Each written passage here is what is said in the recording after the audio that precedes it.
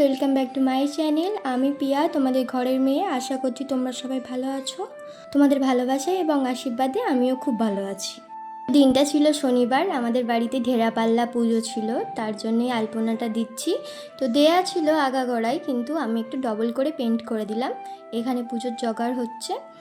আর আজকে তো ভাত হবে না, তো যেহেতু পিঠে হচ্ছে, এখানে ভাজা পিঠে হচ্ছে, তারপর ভাজা হচ্ছে তালের ফুরুলি, তালের বড়া। কে কে খেতে ভালোবাসে অবশ্যই কমেন্টে জানাবে।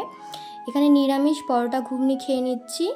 তো এখানে পুজোর জোগাড় হয়ে গেছে, পুজো করতে চলে এসছে। তারপর আমি চলে গেলাম ছাদে জামা কাপড় মিলতে। সত্যি সেদিন এতটাই রোদ ছিল, আমার পা লাল হয়ে গেছিলো। জামা কাপড়গুলো মিলিয়ে দিলাম, মিলিয়ে দিয়ে এবার নিচে যাচ্ছি। তো সোজা বিকেলবেলা, দুপুরবেলা আর কি দেখাবো বলো। বিকেলবেলা রান্নার আয়োজন চলছে, আগের দিনের ভাত রাঁধা আছে। আজকে এটা মা মনসার ভোগ আর কি। এখানে খাসারি ডালের চচ্চড়ি, শাক ভাজা আর চিংড়ি মাছ দিয়ে আলু দিয়ে ঝাল। তো বিকেলবেলা রান্না বসিয়ে দিয়েছিল, তারপর আমি একটু ঘুরতে চলে গেছিলাম। বিকেলবেলা একটু ঘুরতে খুব ভালো লাগে, বিশেষ করে এরকম জায়গা থাকলে কার না ঘুরতে ভালো লাগবে বলো তো।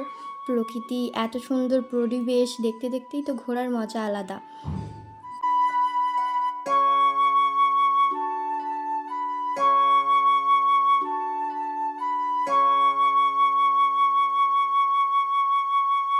তারপর রাতে খেতে বসে পড়েছি। এখানে আছে পান্তা ভাত, শাক ভাজা, ডালের চচ্চড়ি, চিংড়ি মাছ দিয়ে আলু দিয়ে ঝাল।